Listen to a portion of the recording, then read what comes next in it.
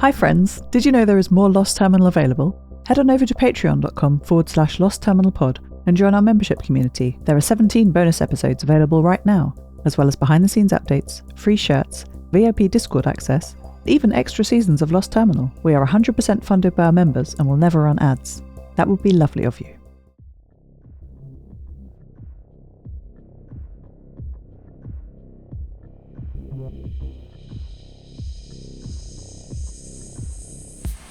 Hello world, there is smoke in the air. We have arrived at Rookstein on our journey down the east coast of the inland sea.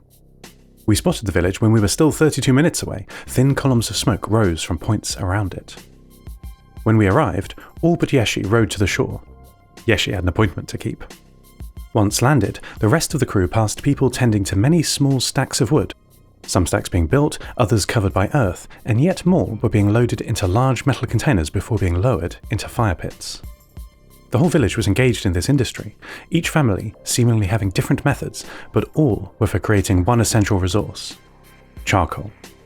Satisfied that the rest had received a warm welcome, Yeshi and I piloted the Mollyhughes II back into the open sea, heading towards the fishing village sprawled between the giant wind turbines of horns. Yeshi had been invited to go fishing. "Hi Seth," Nia Anderson said on our Nova Mediterranean repeater network link. "Hi Nia, is the contest going well?" I asked. "Yes, I guess, but I just had to take a break. It's exhausting." "Is it?" I said, surprised. "Aren't you sitting down, just pressing a key? Is that particularly tiring?" "No, well, yes, sometimes," Nia replied. "It's kind of like running a marathon. Very tough while it's going on, and you have to train and get your equipment all ready, and sometimes things go wrong and you might not do as well as you hoped." "I see. You win by making more contacts than anyone else, is that right?" I asked. "That's right, but I don't think I'll make the top spot today. There's an operator over in Utqiagvik who has such a strong signal, I'm sure she must be cheating." "How would you cheat at a radio contest?" I asked. Well, this one is a low-power contest. Maximum 5 watts of power from your radio. Good for battery operation. I bet she's running more like 50. That's not very sporting, if true. Could there be another explanation? Well, she might have a high location or a better antenna, Nia admitted. "It's so frustrating. I was sure this spot above Rookstein was going to do it, but this new operator will be getting all the contacts today, I'm sure. Maybe if she's not working tomorrow, or if I can catch the right conditions." "I hope you don't mind me saying, Nia, this sounds kind of stressful. You okay?" There was a swirl of static before Nia replied. "I used to live for contests, Seth. High power, low power, digital, moon bounce. I'd work the whole day, filling up my logbook, without noticing the time passing, only chasing the next contact. It's not been like that this time. I don't understand what has changed." "Well, we're far from home, far from your cozy shack and unlimited wind power. Could that be it?" "Don't know, Seth," Nia said. "Look, I've rested enough. I've got to get back to it. There are still 4 more hours of daylight. Batteries and bars." "Batteries and bars, Nia," I transmitted. But before I'd finished saying the sign-off, I heard her contest transmissions starting again, faster than before.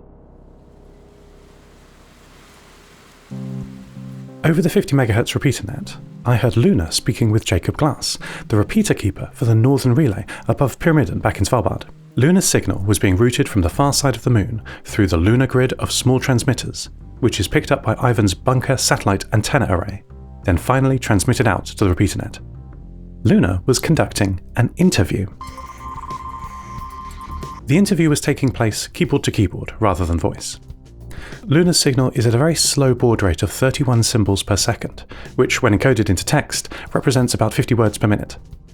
Their conversation will be published in a future edition of her Lunazine, broadcast in Ivan's daily sermon. Her questions focused on Jacob's new role as repeater keeper of the Northern Relay. How does it work? What does this job require of him day to day? And how does he feel about it? "It's a broad job, lass. I love it," Jacob said to Luna. "Which is a good thing, mind. It's a job for life. Every day is a new adventure, something to be fixing or upgrading. I tell you, the folks in the KeeperNet are never satisfied. Say what you want about how long they take to do anything, and many people do, but I've come to understand they genuinely want what is best for the network." Luna asked Jacob to clarify what he meant. "Well, they take the job very seriously. We're repeater keepers, right? That means so much more than the network. Decisions we make affect everyone across the Nova Mediterranean." 1 hour of downtime to upgrade this hardware or that software is unacceptable to them. They take the charter seriously. Luna, like I, had not heard of this charter. Oh, it's a grand document, all about fairness and neutrality and a duty to our communities. But here's the thing, they live by it. It's not just pretty words on the page. I live by it, come to think of it. Now I've got the relay to look after. When I was younger, I thought they were too cautious about everything, too slow to change, but I get it now. This isn't some local net, like my old local repeater, breaking down all the time. We are the Nova Mediterranean Radio Bureau. Failure is not an option.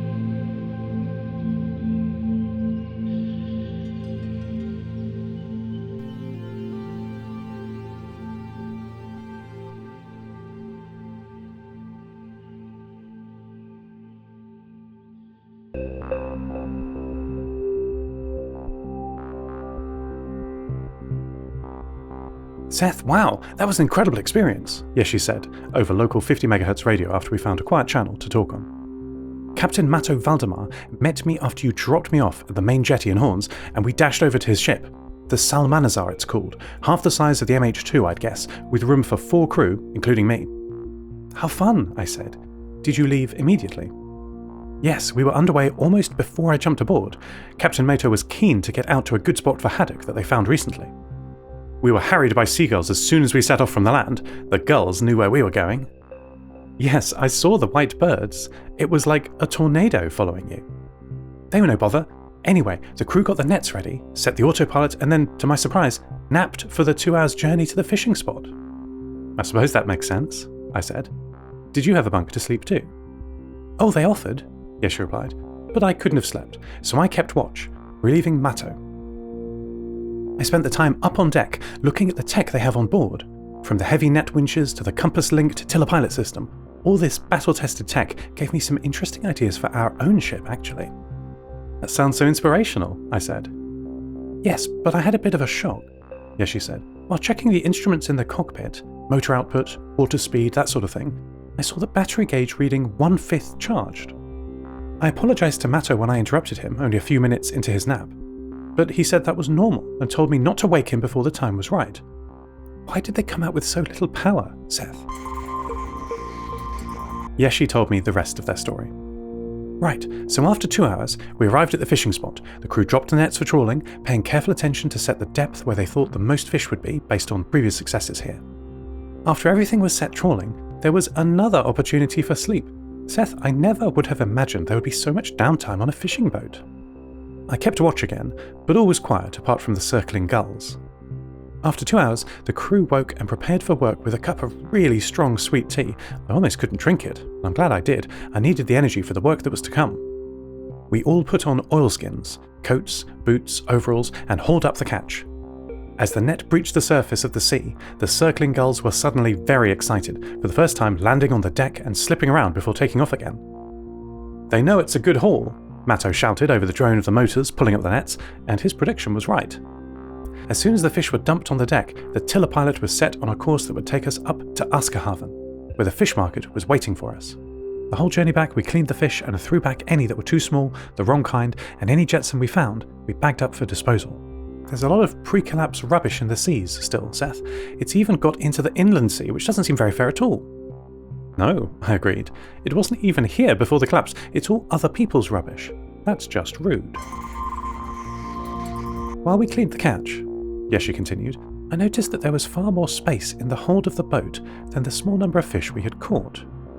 I asked Matto why they didn't drop the nets again. It was time and space to trawl all day, I estimated. The captain blamed the sea. Too rough, too stormy, got to get out and back quickly.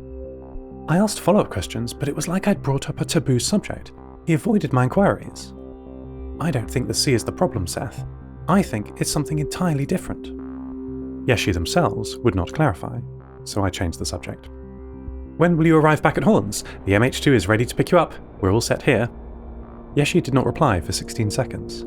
I repeated my timing request, and this time Yeshi replied instantly. Seth, I'm in Askerhaven, not Horns.